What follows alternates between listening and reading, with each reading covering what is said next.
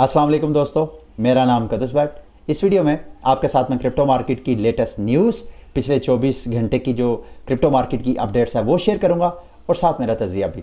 कल मैं जब क्रिप्टो मार्केट की अपडेट आपके साथ शेयर कर रहा था, बीटीसी और ओवरऑल क्रिप्टो मार्केट पंप कर रही थी, तो मैंने कुछ एक्सपर्ट्स की ओपिनियन आपको शेयर की थी आपके साथ कि मोस्ट लाइकली ये जो पंप है ये शॉर्ट स्क्वीज होगा, यानी एन मुमकिन है कि ये रियल पंप ना हो, बुल रैली स्टार्ट ना हो जैसे कि कुछ मार्केट में थी। अक्टूबर का महीना स्टार्ट हुआ है और कुछ एक्सपर्ट्स कह रहे थे कि भाई ये अक्टूबर नहीं है बल्कि रेक्टूबर है, कि यहाँ से प्राइस जो है वो मज़ीद जो है वो प्रेशर में रहेगी। तो एग्जैक्टली फ़िलहाल जो मार्केट की तरफ नज़र डालें तो ऐसे लग रहा है कि ये अक्टूबर नहीं है, फ़िलहाल मार्केट उसी तरह चलेगी जो कि फंडामेंटल्स डेवलपमेंट मार्केट के हवाले से हो रही हैं।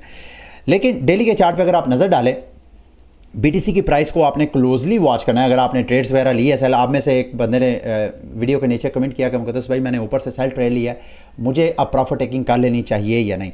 अगर आपने प्रॉफिट टेकिंग को वॉच करना है तो अगेन एंड मुमकिन है ये बीटीसी की प्राइस जो कि इस वक्त जब मैं वीडियो रिकॉर्ड कर रहा हूँ 27,450 के ऊपर ट्रेड हो रही है, एंड मुमकिन है कि बीटीसी की प्राइस दोबारा ये 27,300 की ये जो सपोर्ट है इसको दोबारा रीटेस्ट करे।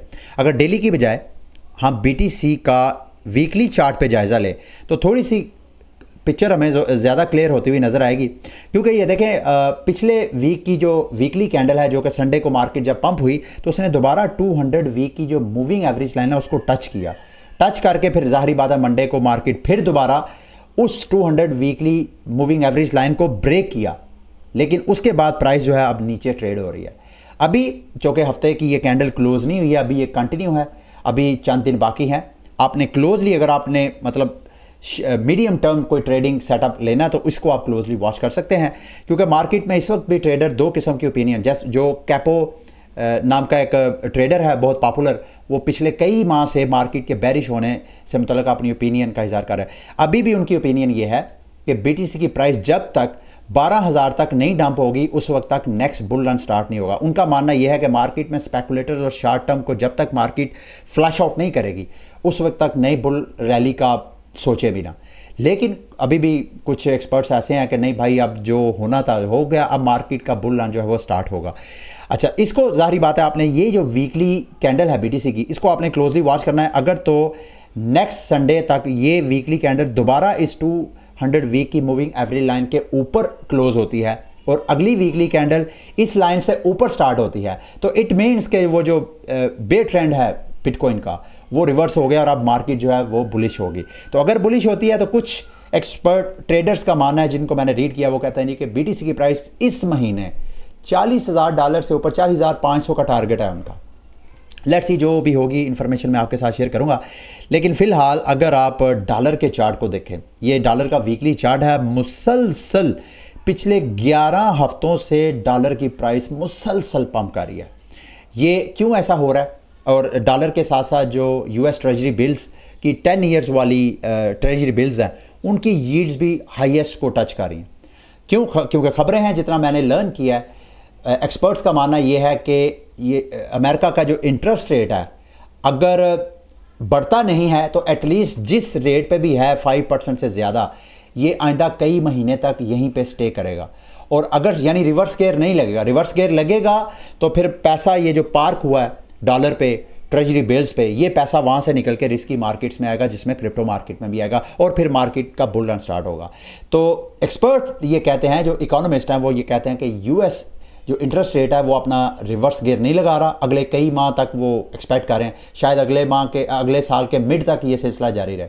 तो उसको बेस बना के जो इन्वेस्टर है वो अभी भी यूएस डॉलर में और यूएस ट्रेजरी में सरमायाकारी कर रहा है ताकि वो वहाँ से यील्ड अर्न करे, बजाय इसके कि वो रिस्की मार्केट्स में पैसा डाले। यही वजह है कि डॉलर भी आपको लोएस्ट पे जाता हुआ नज़र आ रहा है और क्रिप्टो बिटकॉइन भी जो है आपको प्रेशर में नज़र आ रहा है। तो अगर आपने इसको देखना, अच्छा मैं डॉलर का जो थोड़ा सा एक हिस्टोरिकल पैटर्न देख रहा था, सन 2014 में भी सेम इसी तरह का एक पैटर्न बना था। इसी तरह 11 हफ्ते मुसलसल डॉलर की प्राइस पंप की थी, उसके बाद अगले 2 हफ्ते प्राइस जो है वो डंप की है। अब जब मैं वीडियो रिकॉर्ड कर रहा हूँ इस वक्त, चूँकि ये 11वीं वीकली कैंडल है, लेट्स होप के अगले जो इस माह के अगले जो 2 हफ्ते हैं अगर डॉलर को रिवर्स गेयर लगता है, वहाँ से करेक्शन होती है तो फिर वो करेक्शन जो है BTC और रिस्क की मार्केट में थोड़ा सा पंप जो है वो ला सकती है। तो इसको आपने क्लोजली वॉच करना है अगर आप ट्रेड लगे रहते हो। और साथ मैंने कल आपको बताया था कि सेंटीमेंट की रिपोर्ट के मुताबिक पिछले माह 40,000 से ज़्यादा बिटकॉइन वेल्स ने एक्यूमुलेट किए थे, तो उनमें से कुछ ने प्रॉफिट टेकिंग करनी थी और एग्जैक्टली ऐसे ही हुआ है। कल जब मार्केट पंप की है तो वेल्स में से कुछ वेल्स ऐसे हैं जिन्होंने फंड जो है क्रैकन में, बाइनांस में, इन एक्सचेंजेस में डाल के वहाँ पे मार्केट में डंप किया और प्रॉफिट टेकिंग की है। ठीक है, मुझे नहीं मालूम आप में से कितने लोगों को मेरी तरह जो लाइल्म थे कि बिटकॉइन में एक बग था जो कि बिटकॉइन के ब्लॉक हाइट 74,638 पे जाके ये रिकॉर्ड हुआ।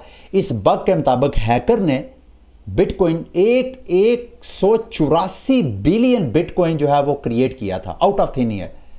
दोबारा सुन, 184 बिलियन। इस हवाले से मैं एक छोटी सी एक वीडियो बनाऊंगा, यूट्यूब पे शॉर्ट्स अपलोड करूंगा, टिकटॉक पे वो वीडियो डिटेल आपके साथ शेयर करूंगा ये क्या चीज़ थी। ठीक है, अब मार्केट की दीगर अपडेट्स की तरफ मैं ये आप में से कुछ लोग बार बार मेरे से पूछते हैं कॉइन्स, आल्ट कॉइन्स में इन्वेस्टमेंट के मामले में। तो ये कुछ टोकन्स हैं जो मैंने एक आर्टिकल पढ़ा है, उसका मैं लुबे लुबाब आपको समझा देता हूँ। मार्केट में कुछ क्रिप्टो प्रोटोकॉल्स ऐसे हैं जो कि वर्किंग में तो हैं लेकिन उनका जो बिजनेस मॉडल है वो प्रॉफिट में नहीं है। यानी वो उनको रन उन प्रोटोकॉल को रन करने के लिए जो टोकन है वो इन्फ्लेट हो रहे हैं। तो उनका जाहिर बात है उसी प्रोटोकॉल में इन्वेस्टमेंट करनी चाहिए जो रेवेन्यू जनरेट कर रहा है। यानी दूसरे लफ्जों में उस बिजनेस में आपको पैसा इन्वेस्ट करना चाहिए जो आप समझते हो कि यार ये बिजनेस जो है अपनी कॉस्ट से ज़्यादा प्रॉफिट कमा रहा है। तो अगर आप इस तरह के माइंड को रख के क्रिप्टो मार्केट में प्रोटोकॉल्स को ढूंढ रहे हैं तो ये आपको सारी लिस्ट नज़र आ रही है। नंबर 1 पे इथीरियम है जी। इथीरियम का एनुअल जो रेवेन्यू है वो 2.1 बिलियन है। यानी इथीरियम जो है वो लॉस में नहीं जा रहा, 2.1 बिलियन हर साल इसका प्रोटोकॉल जो है वो अर्न करता है। और इस इथीरियम जो है वो अपने कुछ जो टोकन है वो बर्न भी करता है अपने रेवेन्यू में से। दूसरे नंबर पे रोलबिट है। रोलबिट ये एक बैटिंग वाला प्लेटफॉर्म है। वो अभी भी इसका जो टोकन है अच्छे खासे मुसलसल पिछले कई हफ्तों से इसका जो टोकन है RLB मुसलसल पंप पे है। और कुछ लोग तो कह रहे हैं शायद मजीद पंप करे। वैसे तो ऑलरेडी ये जितना पंप हो गया यहाँ से बाइंग अपॉर्चुनिटी बिल्कुल नहीं बनती, लेकिन फिर भी आपने इसका ड्यू डिलिजेंस करना है। तो ये भी समझ लें कि दूसरा प्रोटोकॉल है जो कि जिसका रेवेन्यू सबसे ज़्यादा 364 मिलियन इसका रेवेन्यू है। उसके बाद मेकर डाओ जिसका डिसेंट्रलाइज एल्गोरिथमिक स्टेबल कॉइन है उसका भी रेवेन्यू, फिर DYDX, फिर आर्बिट्रम और GMX, ये वो प्रोटोकॉल्स हैं वो जो रेवेन्यू जनरेट कर रहे हैं। ठीक है, अगली मार्केट की बड़ी न्यूज़, ग्रेस्केल ने आपको पता है पहले उनका जो बिटकॉइन ट्रस्ट था उसको स्पॉट ETF के लिए अप्लाई किया जो कि रिजेक्ट हो गया, अदालत से इनको रिलीफ मिल गया। अभी इन्होंने जो इथीरियम इनका ट्रस्ट है, जो इथीरियम के इनके एसेट्स हैं उनको इथीरियम के स्पॉट ETF के लिए अप्लाई कर दिया है। लेट्स सी ये भी स्पॉट ETF, इथीरियम के स्पॉट ETF भी उसकी भी लिस्ट जो है बढ़ती जा रही है। और इथीरियम की प्राइस के हवाले से और उसकी सेंट्रलाइजेशन के हवाले से मैं देख रहा था कि जो विटालिक बटरन है उन्होंने सेंट्रलाइजेशन के हवाले से अपने कंसर्न्स शेयर किए हैं, एक पूरा आर्टिकल लिखा है। वो आर्टिकल मैं अगर आप मुझे कहेंगे तो कल मैं स्टडी करके आपके साथ शेयर कर दूंगा। जस्टिन बॉन्ड्स की इस हवाले से ओपिनियन मैं आपके साथ लास्ट में शेयर करना चाहता हूँ। बड़ा इंटरेस्टिंग ये इन्होंने ट्विटर पे थ्रेड लिखा है इथीरियम की सेंट्रलाइजेशन के हवाले से, खसूसन जो इथीरियम के इकोसिस्टम यानी इथीरियम के ऊपर जो लेयर 2 जितने पॉपुलर प्रोटोकॉल हैं, पॉलीगॉन है, ऑप्टिमिज्म है, आर्बिट्रम है, ये सारे इस सब की सेंट्रलाइजेशन के हवाले से बड़ा खूबसूरत इन्होंने ये थ्रेड लिखा है। ये कहते हैं कि जितने ये जो टॉप प्रोटोकॉल्स हैं L2 के जो कि इथीरियम की इकोनॉमी को इस वक्त बहुत एक्टिव और जिसकी बड़ी ग्रोथ हो रही है उसके अंदर सेंट्रलाइजेशन का फैक्टर है जो कि इनकी नज़र के मुताबिक इथीरियम के फ्यूचर के लिए सही नहीं है। और जो सबसे ज़्यादा सेंट्रलाइजेशन का प्रोसेस है उसको ये कहते हैं कि ये जो जितने टॉप प्रोटोकॉल्स हैं जिसमें मैंने पॉलीगॉन आपको बताया, आर्बिट्रम, ऑप्टिमिज्म, ये जितने बड़े बड़े नाम हैं, zero knowledge sync, even Base, DYDX, ये सारे प्रोटोकॉल्स ऐसे हैं कि इनकी प्रोटोकॉल्स की जो एडमिन कीज़ हैं, यानी अगर आप इनके प्रोटोकॉल इनकी चेन्स के ऊपर आप अपना कोई वॉलेट क्रिएट करते हैं, एक तो अपना वॉलेट है जिसकी आप प्राइवेट कीज़ आपके पास होती हैं, इनके ऊपर एक एडमिन कीज़ होती हैं। उस एडमिन कीज़ से ये जो मल्टी सिग्नेचर, ये नहीं कि वो एक बंदे के पास होती है, ये मल्टी सिग्नेचर वॉलेट होता है। ये जो Arbitrum, Optimism, zero knowledge sync, ये जो प्रोटोकॉल्स हैं इनके जो फाउंडर्स हैं वो उन्होंने मल्टी सिग्नेचर वॉलेट क्रिएट करके उसकी एडमिन कीज़ अपने पास रखी होती हैं। तो इनके बकौल ये चंद बंदों के पास जो एडमिन कीज़ हैं, इसका मतलब है कि जो पावर है, पॉलिटिकल पावर, ये उनके पास है। तो ये किसी भी वक्त, जाहिर बात है, जिसके पास एडमिन की है वो किसी भी वक्त किसी भी वॉलेट को फ्रीज कर सकते हैं, किसी भी वॉलेट, किसी भी ट्रांजैक्शन को वो रोक सकते हैं। ये सेंट्रलाइजेशन के कंसर्न की वजह से जो है इनकी नज़र में इथीरियम का फ्यूचर जो है वो ब्राइट नहीं है। जब तक ये डिसेंट्रलाइज नहीं होगा उस वक्त तक जो सेंट्रलाइजेशन के थर्ड पार्टी जो रिस्क हैं, इश्यूज़ हैं, जिसमें ज़ाहिर बात है करप्शन सबसे बड़ा मैटर करता है, वो करप्शन का एलिमेंट अभी भी इथीरियम के इर्द गिर्द जो है वो घूम रहा है। तो मैं चाहता हूँ अगर आपने इसको डीपली स्टडी करना है तो इसका लिंक मैं वीडियो की डिस्क्रिप्शन में आपके साथ शेयर कर दूंगा।